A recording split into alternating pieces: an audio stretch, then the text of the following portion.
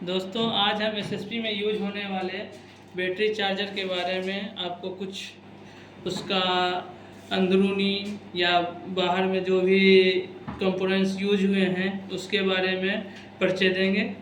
उसमें होने वाली जो भी फॉल्ट है उसके बारे में बताएंगे, उसको कैसे ठीक करना है, कहाँ कहाँ चेक करना है वोल्टेज को, तो आप ठीक कर सकते हैं। नहीं गड़बड़ हो गया।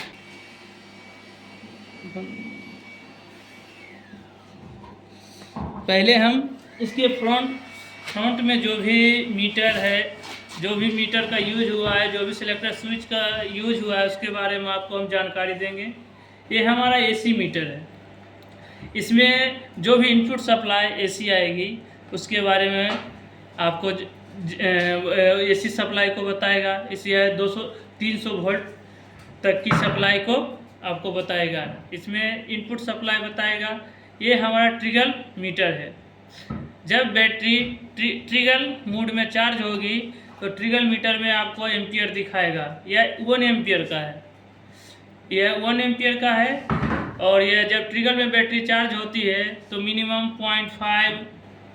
0.4 एम्पियर तक जाता है। ये हमारा बूस्ट मीटर है।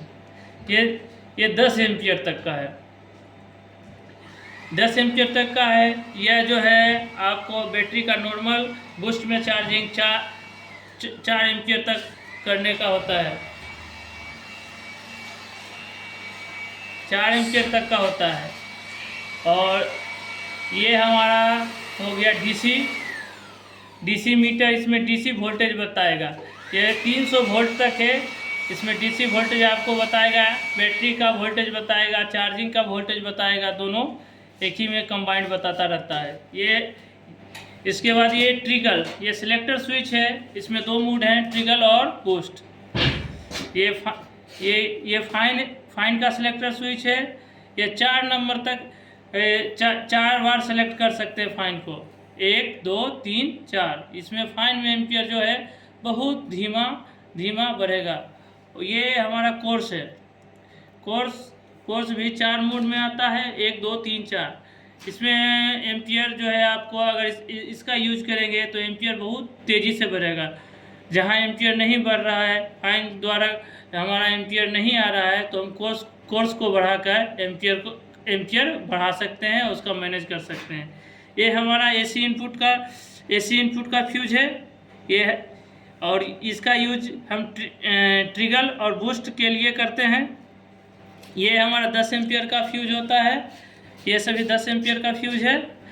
अगर हम ये ट्रिगल और बूस्ट मोड का जो फ्यूज है, अगर वो कभी जल जाए तो ट्रिगल और बूस्ट में आपका चार्जर काम नहीं करेगा, लेकिन एसी इनपुट सप्लाई आपका दिखाएगा।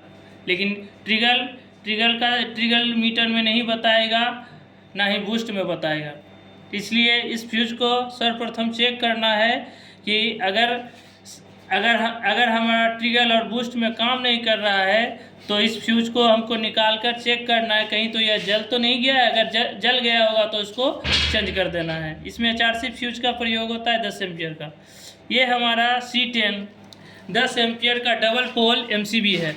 इसके द्वारा हम इनपुट सप्लाई को ऑफ या ऑन करते हैं। ये हमारा DC फ्यूज है। इसके द्वारा हम बैटरी की सप्लाई और चार्जर की सप्लाई का फ्यूज है।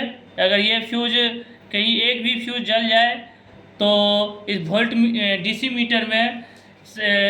मीटर में जो है सप्लाई शो नहीं करेगा, DC मीटर 0 पे रहेगा। तो इससे हमें यह मालूम चलता है कि DC का फ्यूज जल गया है। दोस्तों चार्जर का आंतरिक पार्ट है, इसमें क्या क्या यूज हुआ है। इसमें आपको ब्रिज रेक्टिफायर के थ्रू AC सप्लाई को DC में कन्वर्ट किया गया है। ये हमारा कैपेसिटर, ये रेजिस्टेंस हो गया।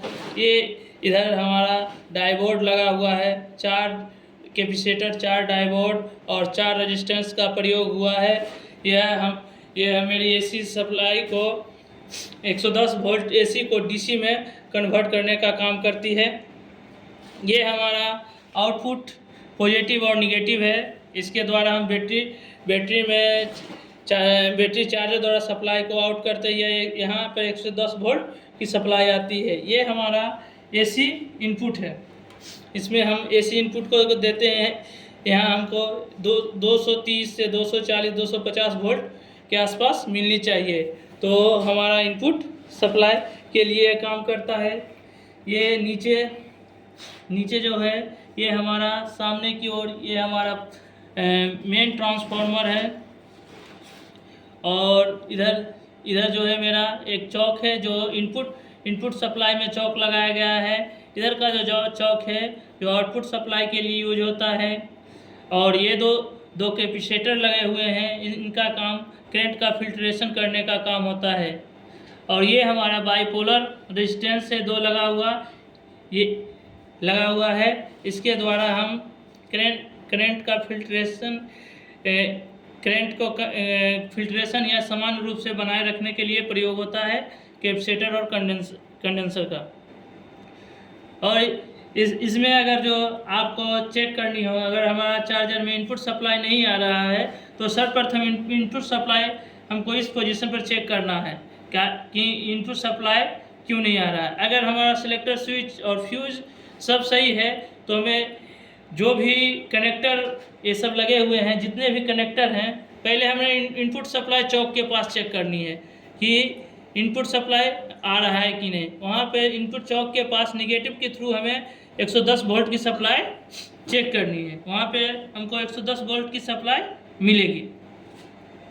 ये दूसरा, अगर आउटपुट नहीं हो रहा है तो सर्वप्रथम हमें आउटपुट वाले चौक के आसपास चेक करनी है सप्लाई को, ताकि आउटपुट के पास हमें 110 वोल्ट की सप्लाई चौक के पास मिलनी चाहिए निगेटिव के थ्रू।